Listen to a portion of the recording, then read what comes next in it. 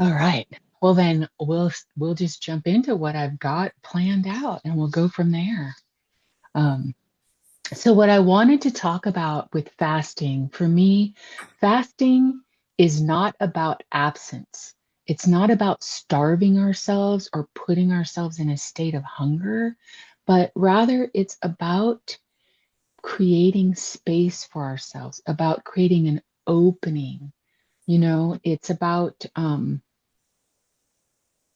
being free, even on a cellular level, like even in between our interstitial and cellular space. Because, like, our body, even though we're in this physical form, our body is more than 90% space. And I know it's very difficult for us to like wrap our minds around that. But the truth is, like, when I was getting my science degree in kinesiology, we had the benefit of having two cadavers, and it was so beautiful. Like, I thought that it was going to be this space where I would feel sad, having these bodies in front of us, but it was so just emotionally connected, and I would pray every time and thank them and send a little prayer of gratitude for them being willing to donate their body like that for my learning. It was really beautiful. And what you find is like for example with the alveola from the from our lungs are actually these teeny tiny little bubbles. Like if you have a bubble bath and all of those tiny little bubbles that are, the smaller ones that are all in the bath, that those bubbles are what our lungs look like. So even though there's all the cells, these tiny little holes, they're just these little spheres that all, connect together. And so when we're thinking about fasting and we're thinking about frequency, we're thinking about that, then I want us to also realize that even though we are physical beings, we are not just limited to that. We are spirit, we are energy, we are vibration, we are free, we are, you know? And also in my science, which I think it's interesting how science brought me closer to God. You know, because in science, when we're looking at that aspect of it, I was able to see a eukaryote, a single cell organism, blessed. I was so blessed because literally even scientists don't see this often. I just really got to see it and watch that cell begin to vibrate, and I was tripping out. I'm like, what is happening? And at first I just thought I didn't know. And then as I watched more deeply and closely, I realized, oh my God, this cell is splitting. This cell is splitting because of the vibration, because of the frequency of that vibration, and the way that it was resonating. And to sit there and witness in live, like I went into my next class and the next science class, and I asked the teacher, please, can I finish watching this in my lab so that I could see that, within 20 minutes, that one cell become two. That is life. That Yes. is frequency. That's that cell in its state of contraction and expansion, vibration, connecting with itself, connecting with the fluid that was around it. It was mind blowingly one of the most amazing things I've ever experienced, and truly has helped for me to understand that yes, we're here. Yes, we're in this physical form. Yes, there is so much science, but there's so much spirituality. Also, there's so much energy, spirit, frequency. There, it's here always, in all ways, you know? It's the gift, in my opinion, it's the gift that God has given us. And that's one of the reasons why I love fasting, because what I find in fasting is that I'm able to connect in a fasted state more easily. Like, for example, when I'm working with my clients and I'm doing hands on body work, um, if I eat a big breakfast, I can feel the difference. If I have a big day, I usually fast. That whole day is fasted. My entire day, I'm spent connecting with other humans on and resonating with them, because I have my frequency, they have their frequency, and we come into resonance with each other. And I do that in a fasted state, because what I found over these last like 4 years of doing this body work as my main income, I have really found that fasting enables me to sink more deeply into my spiritual self. It allows me to connect. It creates a clarity not only in my spirit or in my physical body, I mean, but in my spirit also. Because a lot of people don't understand that we are not, we are not contained only in this body.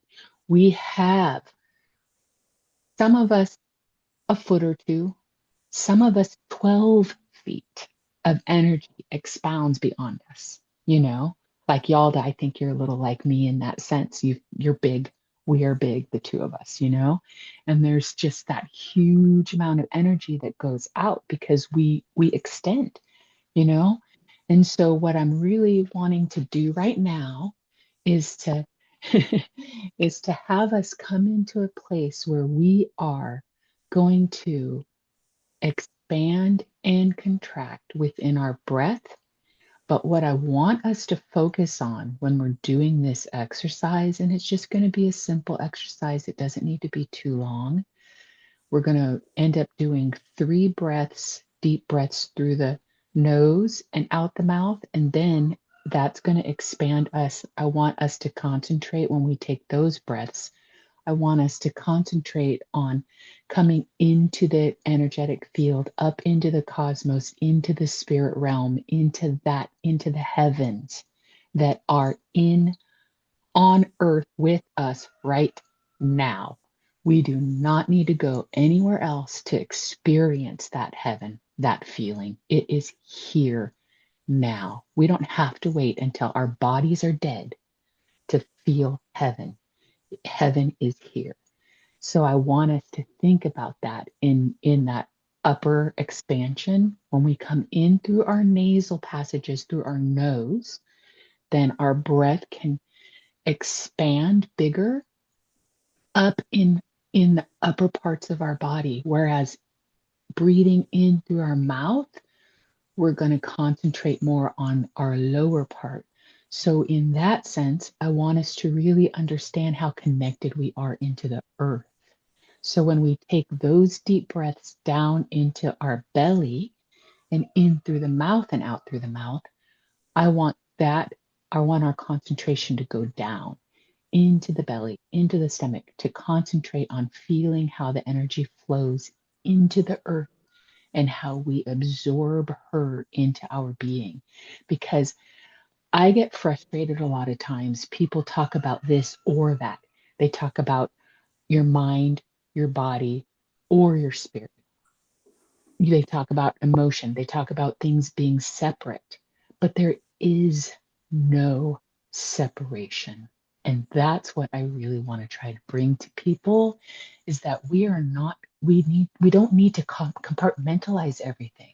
I think that in fact, by compartmentalizing things all the time, I think that we end up as it ends up being a disservice, because what we're really here to do is to understand that you guys, we're not even separate.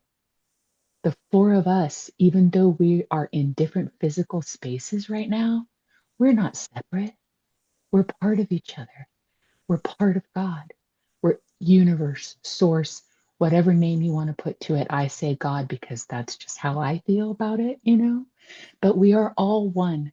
We're all here together. And even though we are, quote, separate, really, we're not. Really, we're not. And that to me is what fasting can help us do.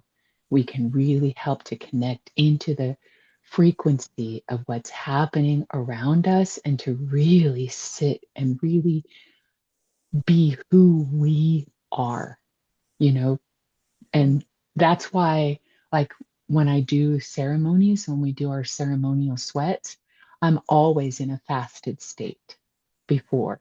And sometimes I even stay in a fasted state because I sit and I really listen with my body to see, how that all feels. And so if I'm feeling like I want to continue, then I do, because it's just a way for us to get closer to each other, to ourselves, and to God. Yeah.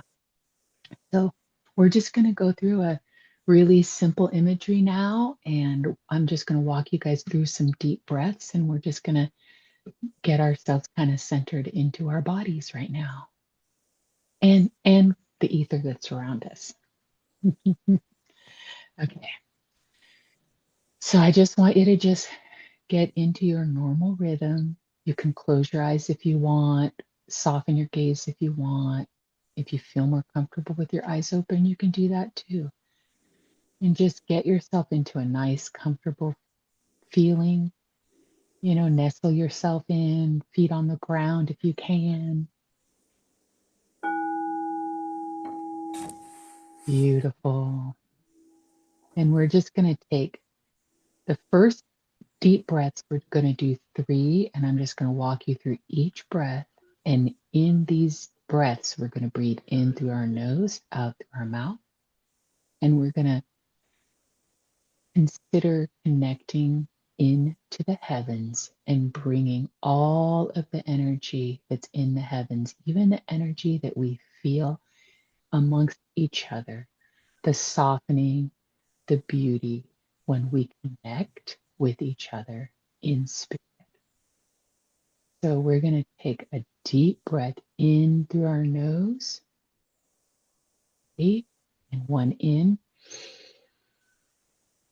And I want you to feel that up into your upper chest, into your upper torso. Your lungs are filling up and into the shoulders, and hold.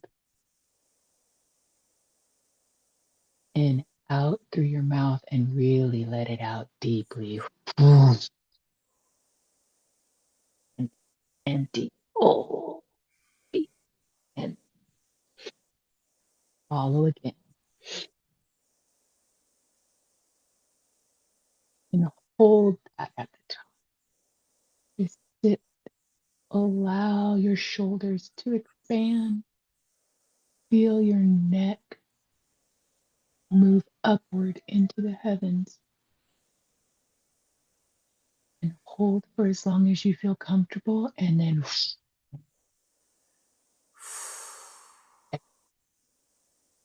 and now what I want you to think about on this last breath is, what can you bring in from the heavens that will serve you? What is it that you need right now in your life, right now?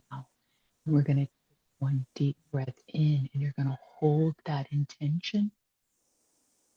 Deep breath in through the nose, all the way into your head, even feel up into the crown,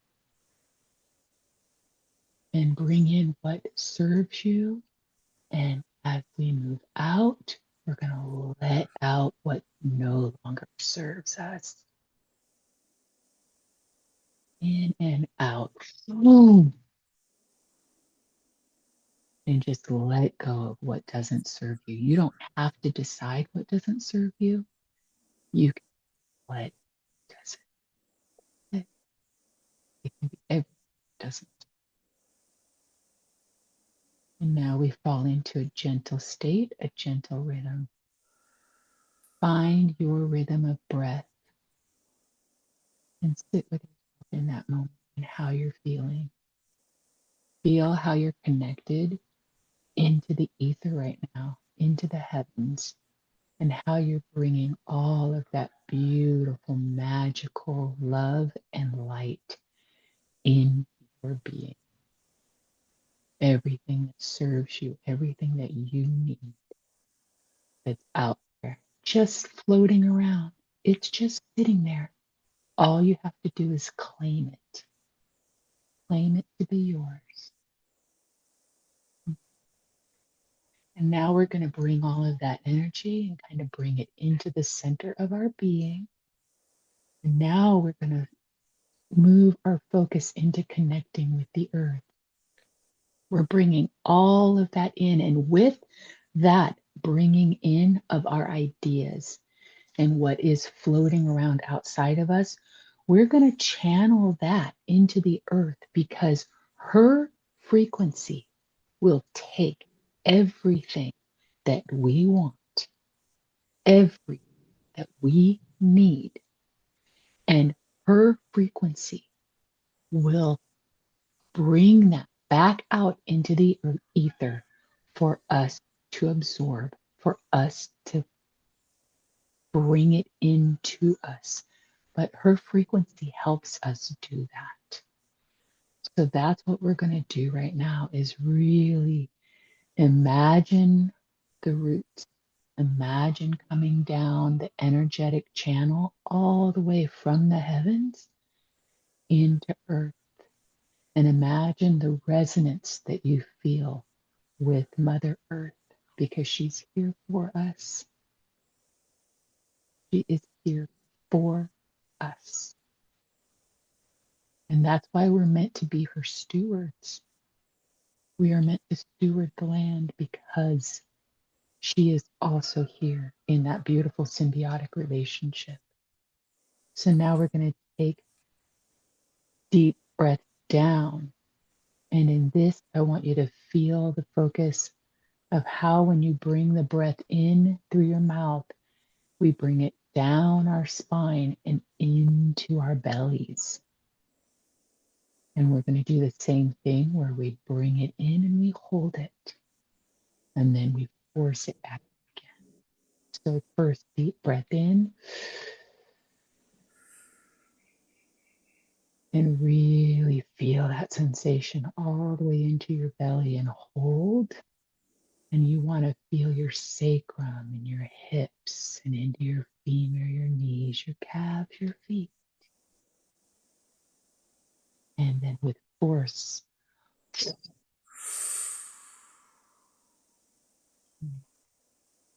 and then again back in, all the way into your belly, deep breath. And in this breath, we're going to thank the Mother Earth. We're going to connect with her. We're going to bring all of the ideas, the thoughts, the desires that we have to serve us and offer her and connect with her and feel her resonance. And when we're ready, we're going to blow that.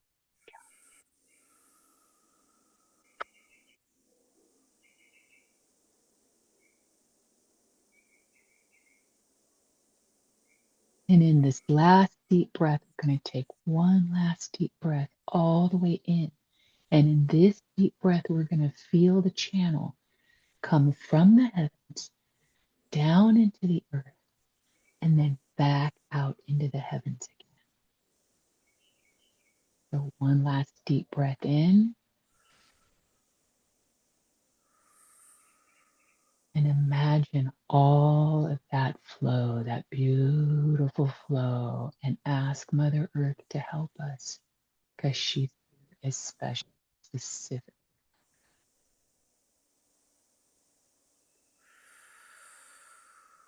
And we cleanse every part of our breath, every part of our being, and we blow that last bit out.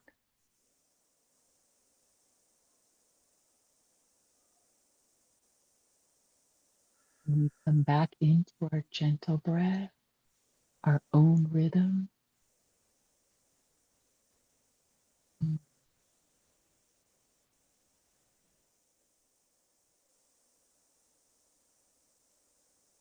And what I like to say um, with this is like, I feel like when we do things for a state of frequency, for a state of resonating with what is around us in the world, we're putting faith in that moment and every moment after that. We're really sitting with ourselves and believing, and not just believing, but knowing.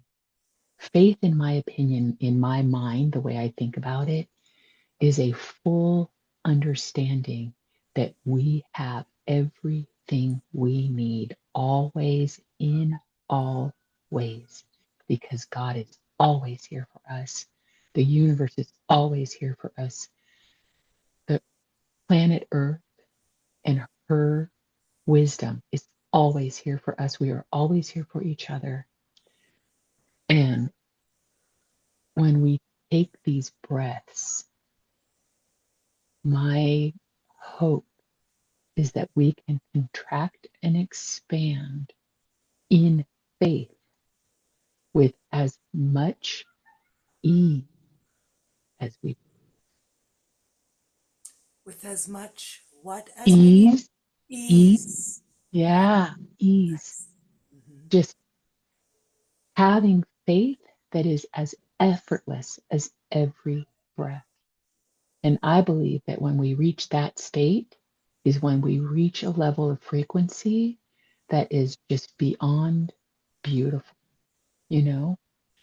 And this then brings me to talking a little bit about how frequency and different how important different religions are, you know, for bringing us in it, and I shouldn't say that. That's not what I mean. I don't mean different religions. I mean how important fast and becoming that part of frequency, how important that is. It's so important that it's brought everywhere into all religions. It's brought into every single spiritual belief on the planet has something to do with fasting, you know, everything. So, yeah. Ah, that was nice, huh? So gently just bring your asking you to just gently bring yourself back to where we are, you know, in this moment. Oh, thank you, Yalda. I love that you love that. Yeah, because that, you know, it helps when we think about bringing in what serves us and letting go of what doesn't, then the expansion into what serves us and the contraction into letting go, that creates a rhythm of our own that gets to belong to us, you know? And like oftentimes in the quote new age realm, right, we hear people talk a lot about raising your frequency, raising your vibration, but the truth of the matter is that if we're it's almost like an inverse effect, because if you want to raise your frequency outside of your body, in reality it comes from calming your system. It comes from coming within, from like you know, you hear about the monks and how they sit, and you know, the more time you spend in meditation, right, the more time you spend in breath, the more time that you spend in the calming, which is actually physically a lower frequency, right, it's oscillating more slowly. And in doing that, that's how we really raise our vibration energetically, right? It's a inverse relationship, but it's not in the frenzy. It's in the space. It's in the moments in between. It's in the moments where we sit and we rest. And we can take, I just want to say, it doesn't matter. We can have a very super busy day where we're doing a billion things. But if we take the time in the space in between, just those little moments to ground ourselves, to come back, you know, you can do that all day long. Like I walk around, I say little 2-second prayers all all day long, and I catch myself if I start to feel like it's a frenzy, like if my inner self is starting to feel frenetic and like, you know, I catch myself and I calm myself. I bring myself back into focus, you know, very quickly. And What do you like that, to say to do that? huh? What do you like to say when you're doing that? Well, most of the time it's it's me paying attention to exactly what's happening in the moment. It's like if something happens and it's taking me off kilter, right? So like I don't know, let's say I'm driving and the person in front of me decides that they're going to slam on their brakes, right? My first response is going to be like, "Oh, you son of a bitch!" What, like that's going to be my response. I'm Uh-huh. just like, "What did you just do?" And then I go, "Nope, don't let yourself go there. Stop. Don't let yourself go there. They don't get to control that. You get to control that. That's my tone. That's my frequency. You know, it's for me to go, nope, you don't get to have that power over me. That type of energy is not the energy I'm allowing into my spirit, Mhm. you know? And so these are when we take those quick moments and then I'll say a little prayer. Thank you. Thank you, God. Thank you, universe. I personally pray to God. I feel like the more I practice this type of behavior, the more I feel like the Holy Spirit is with me always. Always. So I'm less likely now to even have that kind of reaction. Although I'm not going to lie, I feel like when I reach a state where I don't have any quote road rage anymore is when I truly reach a state of enlightenment. Because Awesome that's human. for, you For know what you. I mean? Because that's literally one of the most difficult parts for me is in those moments when you're out trying to ping pong with other people, you Mhm. know? For sure. Yeah. So I want to pause in this moment and just check in with everybody. And does anyone have any questions, concerns, or comments that they'd like to share over what we just went through as far as that, um, just the expansion, contraction of breath and how that feels in our bodies? Or are we good? Like, So yeah, I all I good. I would love to add just a little Hmm. bit on Yeah. taking those breaths in, Yes. um, and where we're placing them in our bodies when we are focusing to bring the energy upward and outward toward the Hmm. heavens, or Hmm. when we are bringing it downward Yeah. and Yeah. rooting it. Yeah. There are some simple mudras with your hands, and I am Hmm. not a mudra expert, but I have learned and experimented with one very simple thing. Hmm. When we have our hands, sorry, I'm working backwards in the camera. When we Yeah. have our hands, if you take your thumb and your index fingers, Hmm. your breath will go to your lungs. If you Okay. take if you take your breath, your thumb and your middle fingers, your breath will go to your heart. And Hmm. if you take your thumb and your ring fingers, you will bring that breath into your belly almost unconsciously. Wow. Thank you for So that. just if you want to move that Yeah. breath somewhere, that's an easy assist. Yeah. Thank Yeah. you for that. We'll put that in the paperwork that I upload. Mhm. Yeah. That's great. Yay. Okay, you guys, I'm doing a time check. Almost 10 already. Okay. Time flies So, when you're having fun. yeah, exactly. So I think because we're already at this stage, I'd like to kind of just, I'm just going to do a super brief overview of fasting and kind of go directly into the spiritual perspectives. Unless, so I guess I'll ask, what do you ladies think? Should we talk a little bit about the physical, mental, emotional, the sex hormones, the difference in duration, the science aspect of it? Or should we just skip over that and that'll be in the notes that I put up on community? To Because the I'm gonna, notes, to the notes. the 101 is covered. Yeah. Lori's like, it's covered for me already. Okay, great. Awesome. Yeah. Perfect, y'all. Thank you.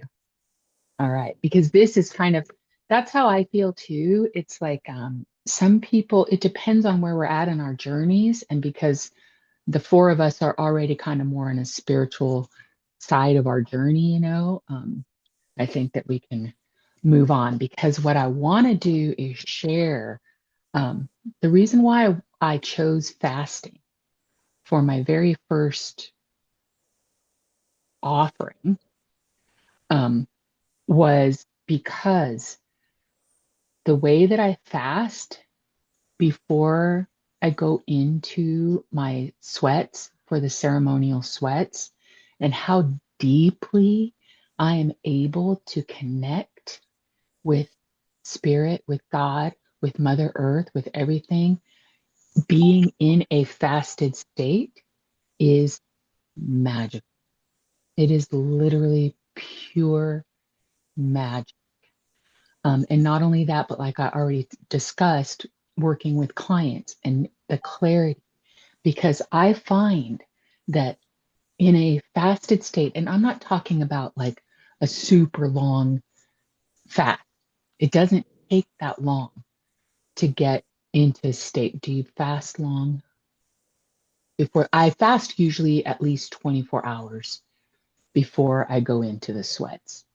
So, because I find that around 20-ish hours or so, I get into this zone. For me, it's not going to be the exact same for everybody because it's going to be dependent upon how often you fast. Because I fast frequently, you know, that I'm able to get into that state pretty easily. Um, and so before I go in for my ceremonial sweats, I'm usually 20, at least 20, sometimes 24, 36. I don't count it. I just kind of go based on how I'm feeling in my body, because I'm also not going to fully deprive myself if I'm feeling, because I'm not in a full menopausal state yet. So I still am having some fluctuations in my hormones. That's why it's super important for women who are still menstruating to be super cognizant of when they do and don't fast. And that to me makes total sense of why in native ceremonies, a woman on her moon cycle doesn't come in to the to the ceremony. It's not just about that she's bleeding. It's not, it's about honoring her. It's about she is at that point in her cycle where we're honoring her, where she gets to sit with the other women and they have an entirely different ceremony for be for being on the moon cycle, and being in that time. It's because she's not meant to fast for long lengths of time when that's happening. She's shedding and it's an intense time, and shortly after that, is when it's time. But anyway, so I just wanted to bring everything together as far as like all of the benefits that we have that fasting offers us.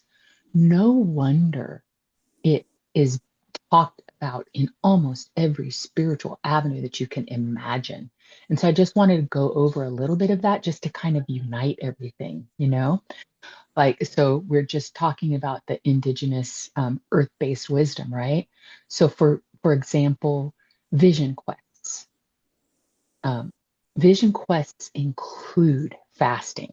And the idea behind those is to thin the veil between the human and the more than human world. I y'all that I like that. I fast like a girl. I have that. Do you have that book? I have that book too. I was actually contemplating that, but thank you. Yeah, yeah, it's great. She's wonderful. And then fasting before ceremony, it allows for the body to become a quiet vessel, empty, to receive the song, to receive the guidance, to receive the dream, to receive the vision, to be ready for the prayers, to receive the healing, you know? Because fasting, this is something that I would like people to think mentally about, is it's often thought about as like starving yourself, and it's just not. We're not. What we're doing is creating space when we fast. And it's so important to understand that because we're opening up and allowing for what we need to come in. We're making room for what is meant to be for us. So, like um, with many tribes, fasting is relational. It's relating to each other, to the land, to the ancestors, to spirits. And the hunger is for prayer because we get hungry for our prayers, the ones that we're putting out and the ones being answered. And I can tell you guys with 100% certainty of my personal life experiences, going into these ceremonies in a state like that where you're open and your intentions, I mean, I set intentions 2 3 days before, or sometimes a whole week. Sometimes I'm already setting, as soon as I come out of the ceremony, I'm already setting intention for the next ceremony. you know it's just magic. And the way that my prayers have been answered since I started doing this is just like you just can't even make it up. You just can't. It's so true. And then there are other religions too, or other traditions, I should say, like Hinduism. In Hinduism, they're fasting during uh, Ekadashi, and I don't know if I'm pronouncing that correctly, but in Ekadashi, it's the 11th lunar day, waxing and waning of the moon, which I think is very interesting because we do um, new and full moon. But then there's also a tradition that honors the waxing and the waning, which I think was amazing. Yeah. Hmm? And then there's Navaratri, which is the divine feminine festival. Like, how freaking cool is that? you know, that they're spending time fasting. And then as far as like in Hinduism, and they warn against extreme fasting, right? It's rather a balance. Like, so fasting is for clarifying, for consciousness, not to fracture a person, you know?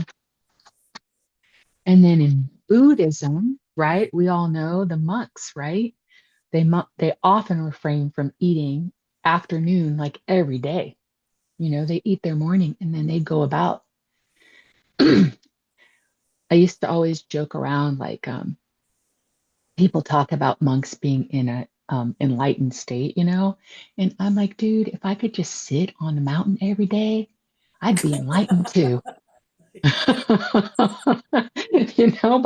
But we're in this world, but we can fast in order to help do similar things because it can help reduce distraction, sharpen awareness, um, and it's a way for us to not create a weakened state for ourselves, but to awaken ourselves. Because when we're fasting, we're really able to connect more deeply with our body. And how do we take those feelings that we're feeling, the hunger or sometimes people feel a little bit depleted, especially if they're not used to fasting, then how do you take that and change it into something that makes us feel alive and awakened and connected? So sometimes there is that requirement of like contemplating things, going into meditation, going into prayer to stay centered on the fasting. And then, like in the Islamic traditions, um, they fast during the Ramadan. They fast from dawn, from sunup to sunset. The whole time. And their intention behind that is to set compassion, discipline, humility, and to remember God, right? Hunger becomes a bridge to empathy toward the poor. It's a way of really connecting and really honoring all other beings. And then, as we all know, like in our mystical and esoteric way, we're looking at the altered states of consciousness. What I love about this is that we're digesting less. Less less digestion will increase perception, because that is a huge part of what happens when we're fasting is when we're eating and we've got all of this food in our bellies, our bodies are being forced to put that intention into the digestive system, into breaking everything down, into putting it back out.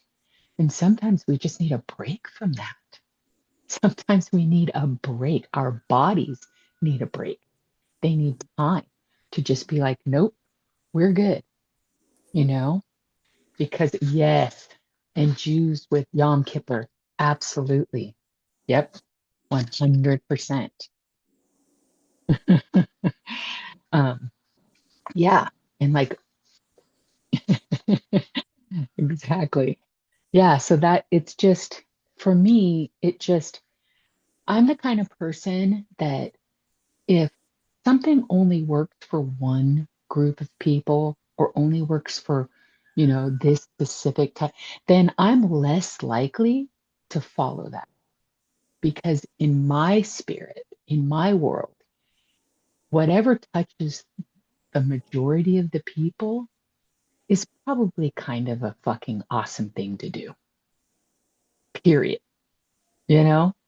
Like, and that's why me personally, that's why my my personal choice for somebody, for like a guru, quote unquote, but my choice is to follow Jesus, to follow Christ, because I cannot think of anything better on the planet than to love the Lord God with all your heart and love your neighbor as yourself, and do not judge.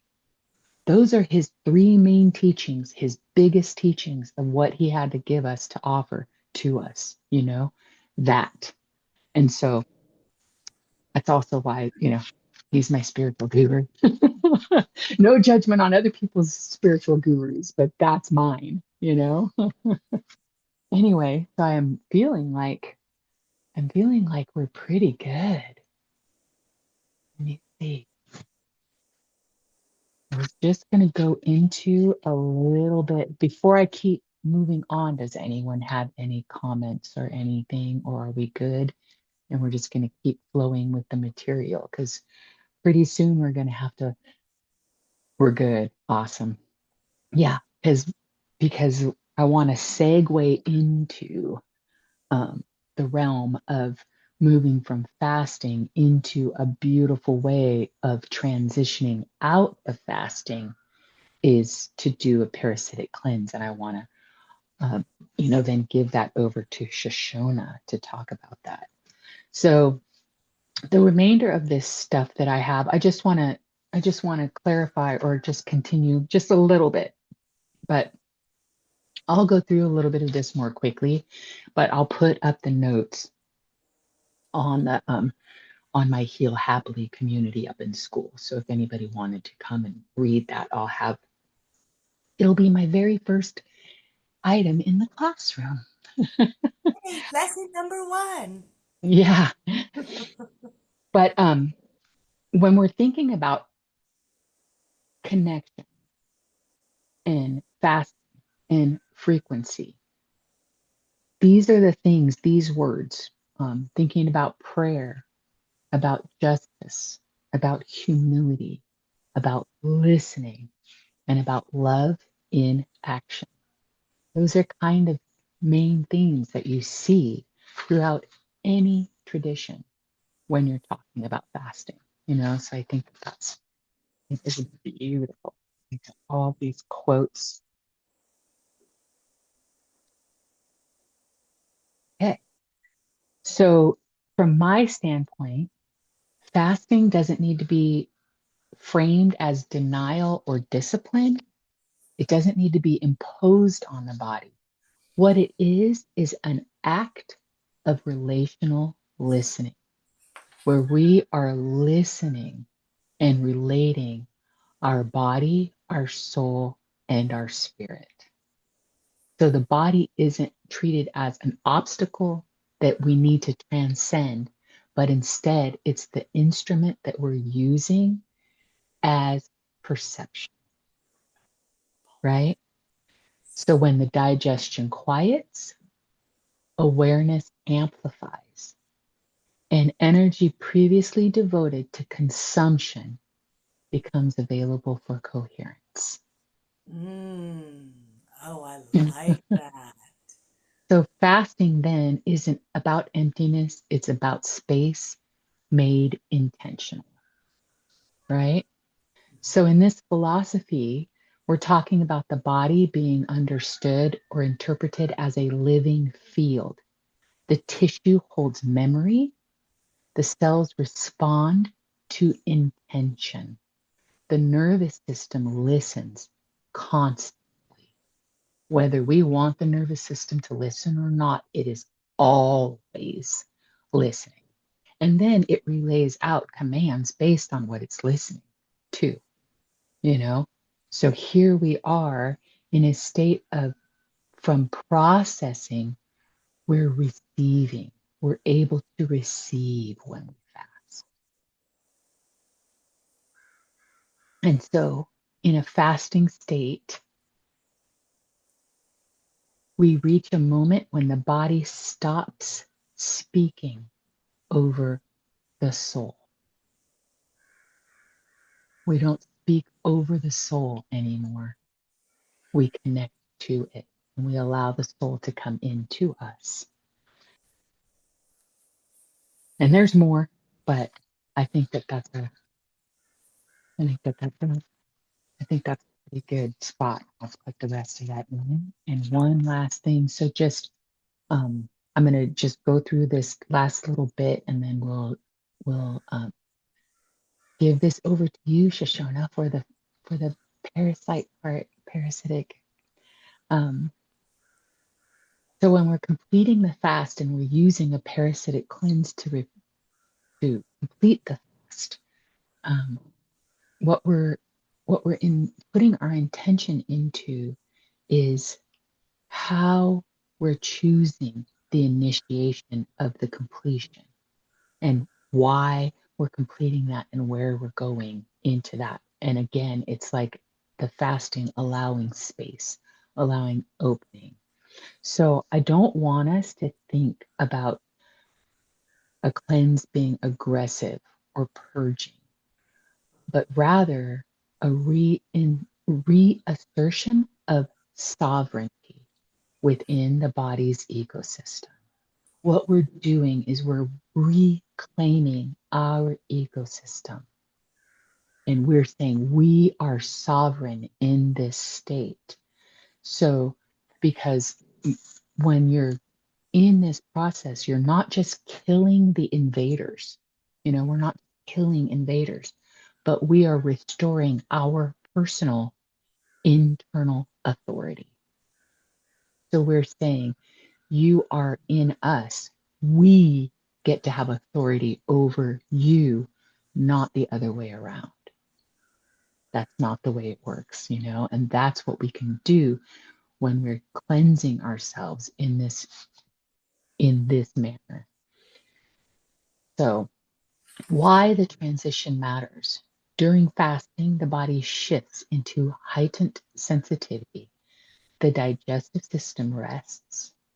The immune and perceptual system becomes more alert, and the soma listens.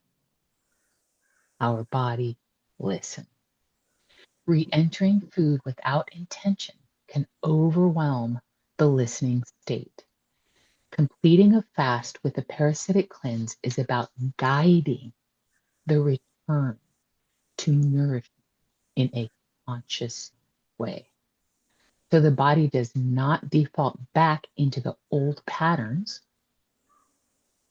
of tolerance and overload, but instead, this mirrors our spiritual initiation rites, where purification follows liminality.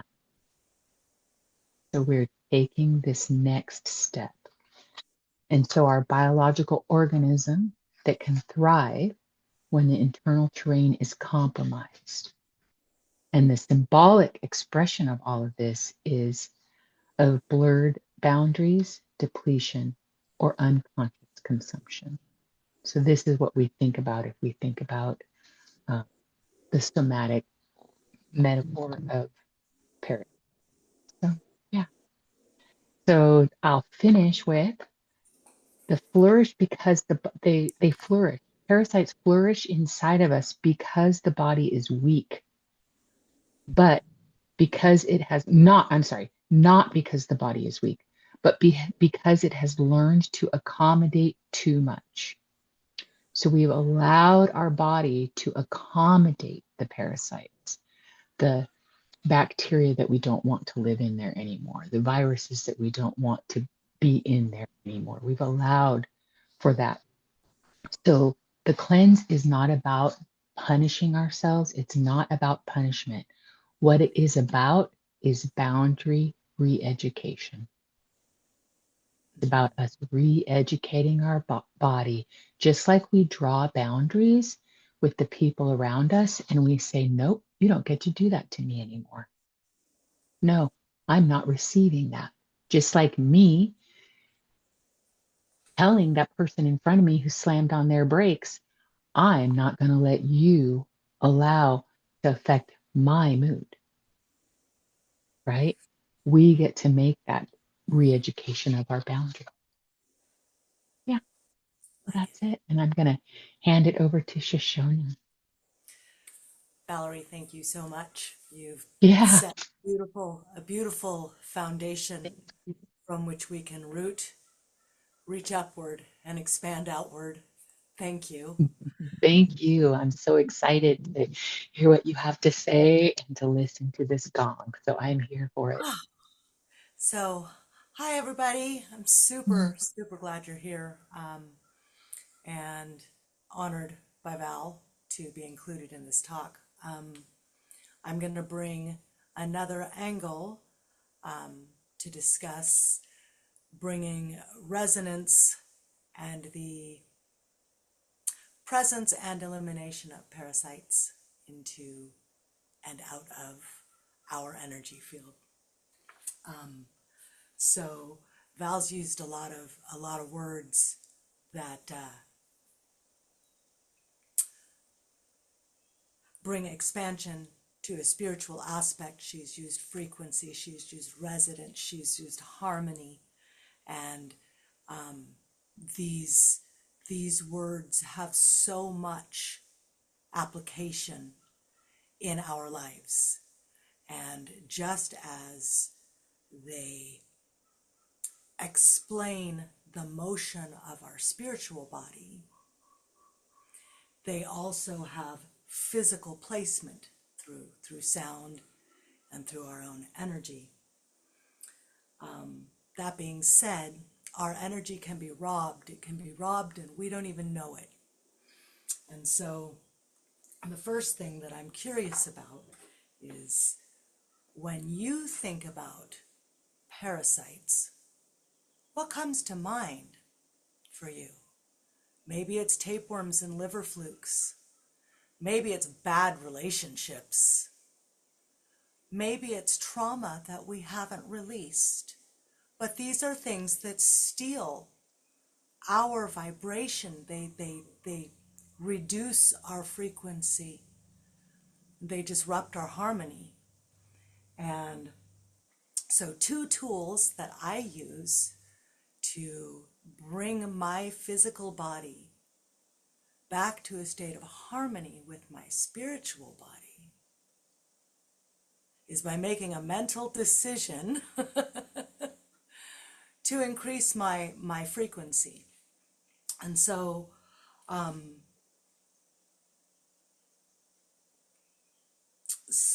the idea of fasting for frequency is well documented. It goes way, way back to the beginning of time.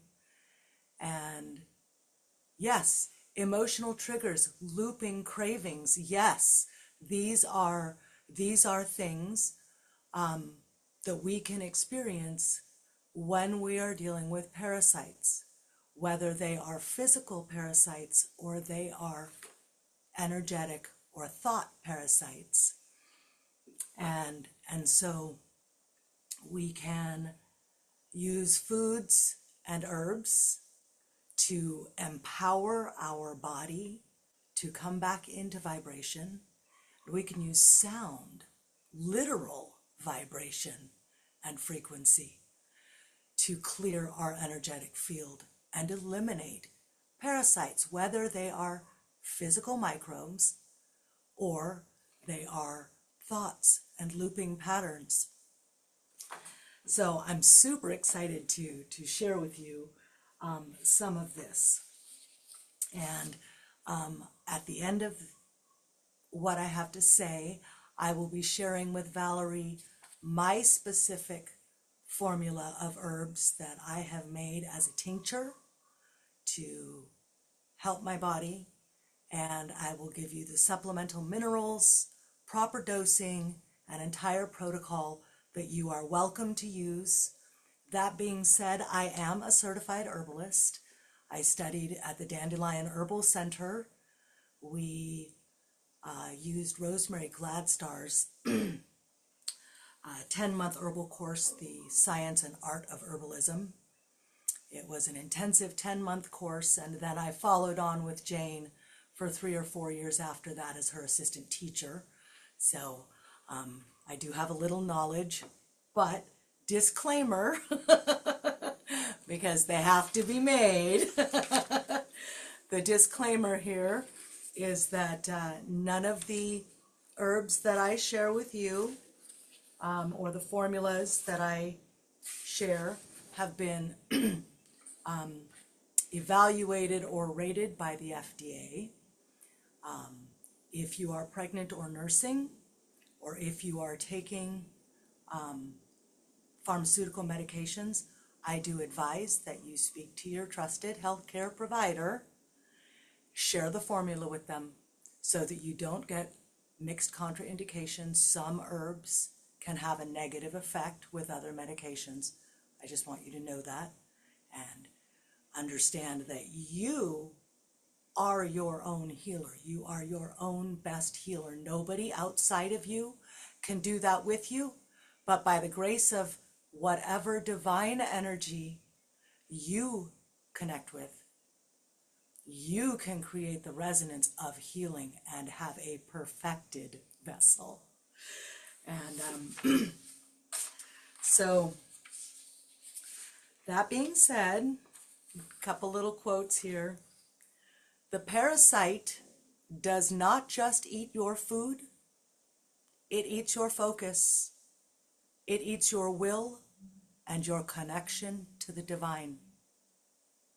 To clear your body is to reclaim the throne of your soul.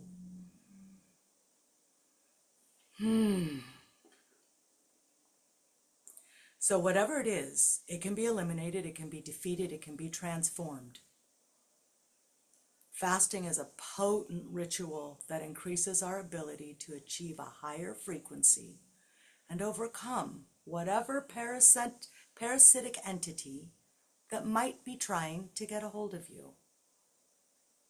When we talk about herbs, a modern esoteric teaching tells us to take a bitter herb is to participate in the great refusal. It is the body's way of saying, I am no longer a banquet for the shadows. So in fasting, our physical body longs for sustenance. But in that space of emptiness, we can find a deeper longing for connection, for clarity. Our longing is not our deficit, it is our compass. We don't fast to starve, we fast to listen. In frequency work, the soul longs to return to a state of harmony, homeostasis. Through fasting, through sound, we can bring our body, our mind, our spirit back into a harmonic state. We don't strike the gong to make a sound. We play the gong to find the silence. It's in the silence where the integration comes in. That's where the work gets done. The sound is beautiful, but it's in the silence, the space between. So coming back to what Val was saying about all of our cells, we are more space than we are physical matter. When we play a gong or a bowl, we send that vibration into the spaces between our cells. And there we become perfected. So the gong, when we play the gong, to the body, it performs a spiritual exorcism of our cells. You are literally shaking the rug of the soul until only gold remains. So it's alchemy that we're talking about here. And so before I knew what I knew, and I still don't know much, but before I knew what I knew, I used to think of parasites as monsters from the outside. But they're not. They're just opportunists.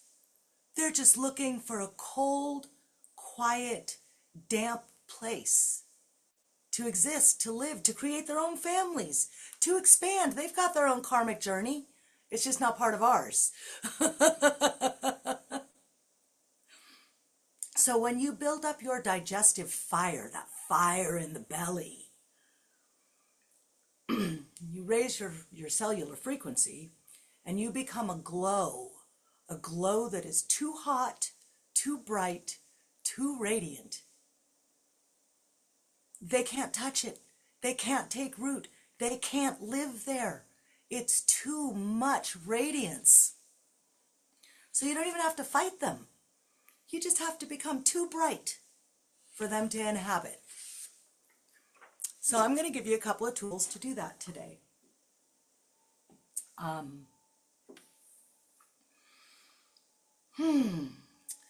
First, I guess I'd like to tell you a little bit about how I even became aware that I might have parasites, because your doctor isn't going to know almost all of the time. Almost all of the time. You can go in there, you can have all the symptoms and say, I want tested for this parasite. And they'll give you the best test they can. And they're going to come back and say, there are no parasites, you are fine. They don't know. This is information that has been removed from the educational curriculum of med schools. They are in old journals. They are in new journals, but they are not part of the taught curriculum for our medical providers. So it's not that they're trying to dupe you or deny what you know. It's that they have not been exposed to the knowledge. Now, it's a rabbit hole. My personal opinion is that the reason that they are not given this information is because if they gave us this information, we would no longer be doling out dollars upon dollars upon dollars for ailments that we could actually overcome ourselves through plants and sound and prayer and sweats and various ancient rituals. So a few years ago, we had this pandemic. I'm sure you remember. It changed all of our lives, right? And I felt pretty healthy and grounded up until that point. I had a job that I really liked, and I wanted to keep my job. And my employer tried really, really hard not to require any of us to vaccinate. In 2022, the second really big year of the pandemic, his business and empire that he built was getting some legal threats, compromising his well-being because he had not required every one of his employees at all 5 of his facilities to vaccinate. And so he kindly asked the few of us who were holding out, I was one of them, would you mind? I don't want to say you have to, but I don't want to lose my business. And if I do lose my business, I definitely can't employ you. Okay. So I got my first series. That's 2 shots. It was under duress, but I did it. The first shot, whatever, it's a shot, it's a sore arm, it's a little bit of a headache, no big deal. 2 or 3 weeks later, when you're supposed to have the second one, I went and I got the second one and I got sick. I got really ill. Yeah, it sucked. And I missed about 12 days of work. And what happened after that was the brain fog. I could no longer think clearly. And I know I'm going through menopause and I'm like, maybe it's hormonal. But then it persisted. Well, I am getting older, but I'm not that old. Okay, I don't think it's senior brain. And I kind of kept watching, and I just felt so thick inside my skull. The thoughts were moving through tar. And I couldn't recall information, keep track of schedules. It was really, really scary. And I went to my medical provider and we ran some tests and I was assured, there's nothing to worry about. You're safe, you're good, blah, blah, blah. I'm like, okay. So then I started playing with diet and I eliminated some things from diet, some gluten, some additives, some chemicals, and my diet got really clear. Not vegetarian, but really, really clean. I am an ingredient kitchen. I don't have things that come in boxes or cans. Thank you, Yalda. I really appreciate that. So food helped. My energy came back together. My skin started feeling a little better. Pain in my knuckles and my joints was reduced, but still really slow brain function. Okay, well, during all this COVID, there was ivermectin and fenbendazole, and these are gonna be the heroes, and it was so controversial. It was such a thing. Families were dividing when just the idea was being brought up at the table. It was amazing to me. And so then I knew I was onto something. I'm like, wow, this kind of division, this kind of bam, bam, I can't even talk to you. You're just crazy. I knew that I was onto something. And so I started looking at parasitic infestations, and I wasn't really interested in another pharmaceutical. And I don't think that the COVID, the injection, is why I got brain fog.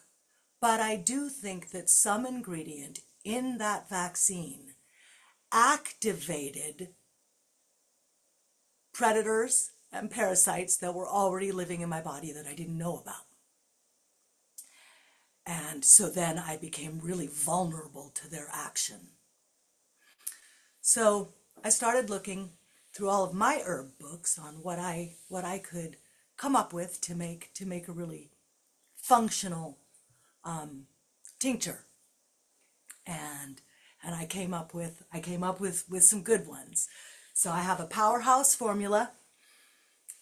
It includes wormwood, black walnut hulls, clove, myrrh, and cinnamon.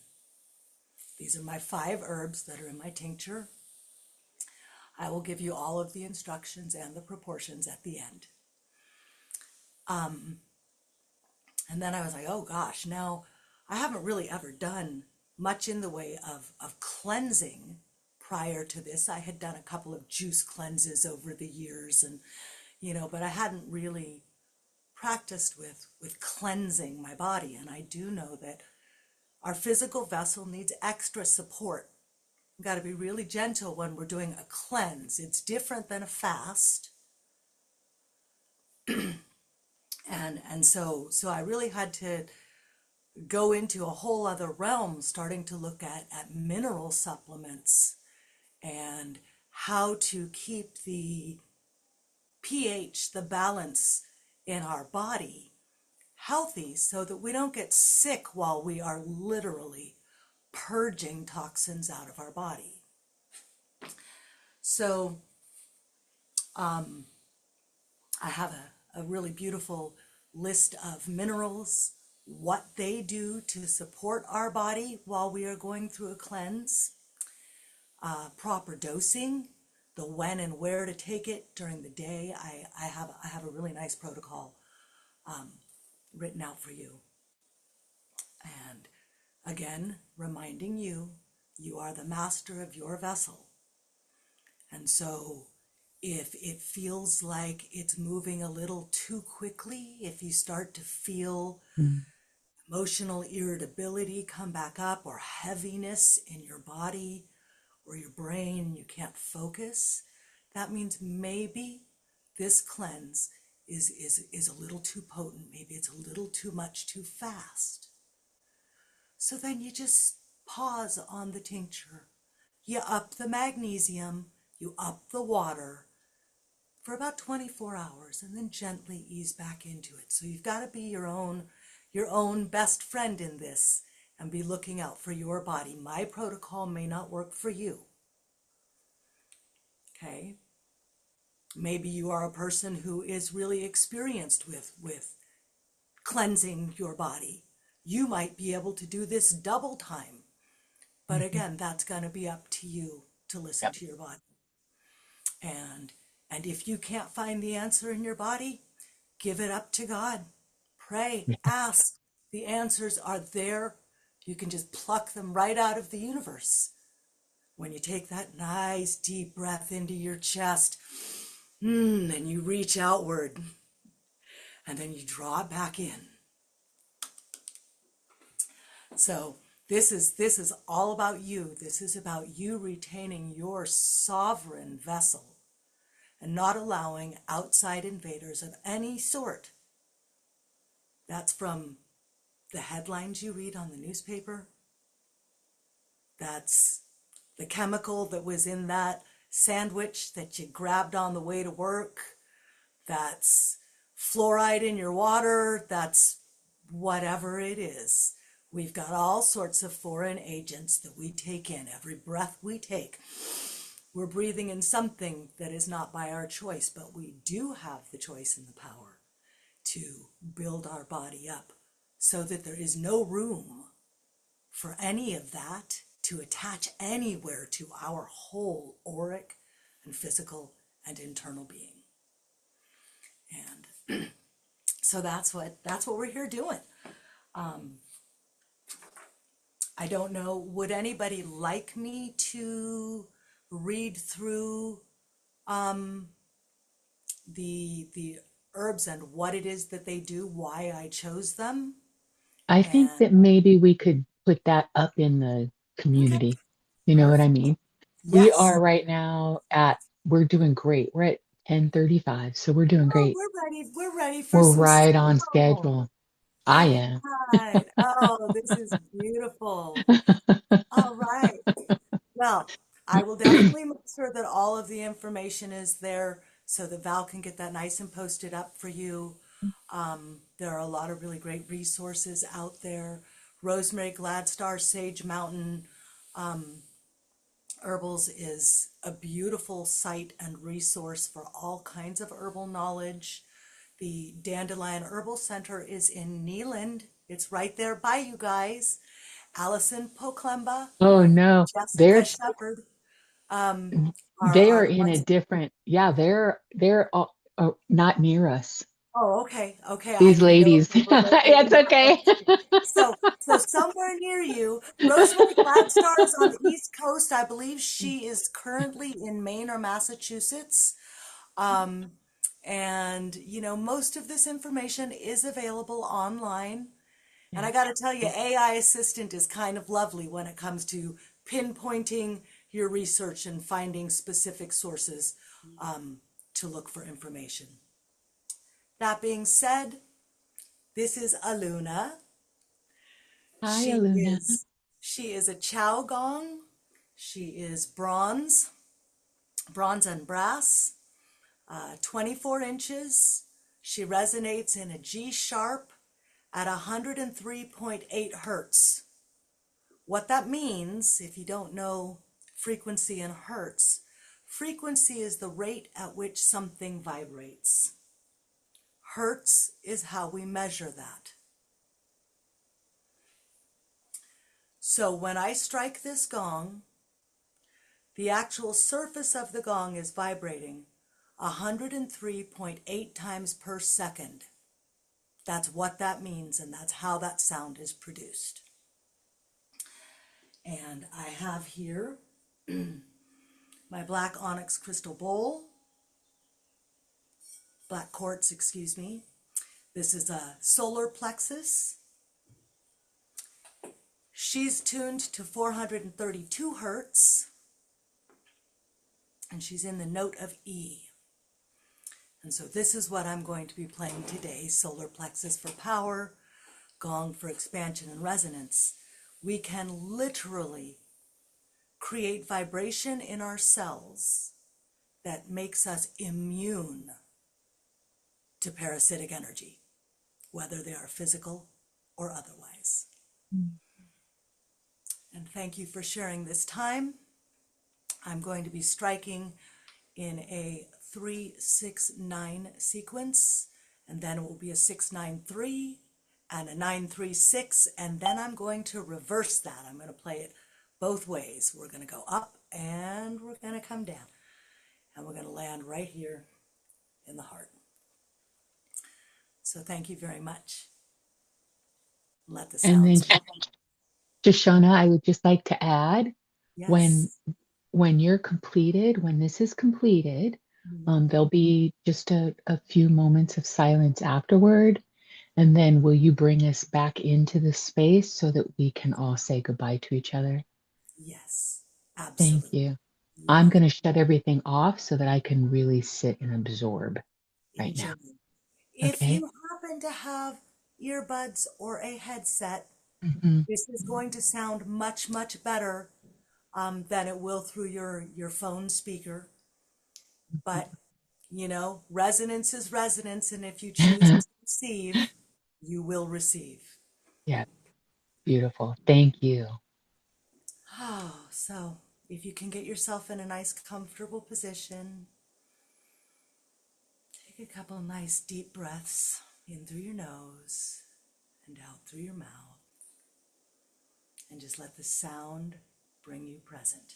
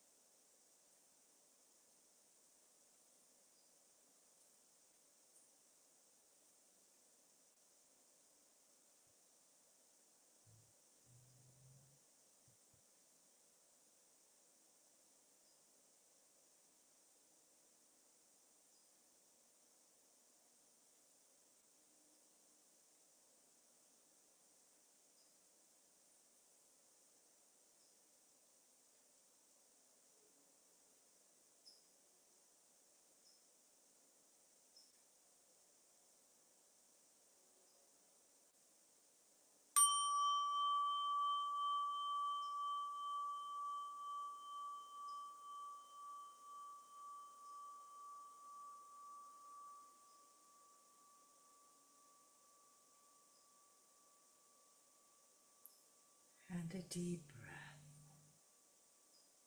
all the way to your toe. And release.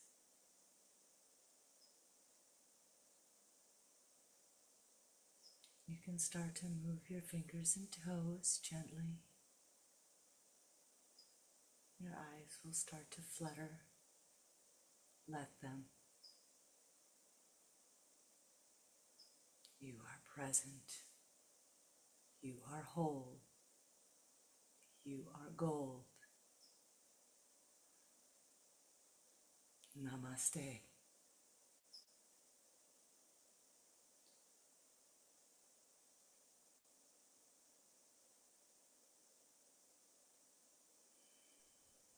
Mm. Thank you so much. That was beautiful. Thank you so much. What a delight to Yeah. share. And thank you, ladies. Thank you, Lori. Thank you, Yalda. Appreciate you, ladies, so much for showing up. Thank you to both of you. That was very nice, the last part, but also just creating the space to sit and just go into these intentions, like to give space and time to these intentions. It was very on point for me. So thank you, Val, for creating the Yay. space. Yeah, I'm so glad you made it. Yes. Thank you, Lori. We'll see you guys soon. Thank you, y'all. That I love you guys. Go shine that vibe. Yeah. Woohoo. Thank you so much. Thank you. Yeah. That Thank was you. lovely. Thank you. Have a great day, Yay. everyone. Yeah, you too. Enjoy your weekend, Thank the rest of you. it.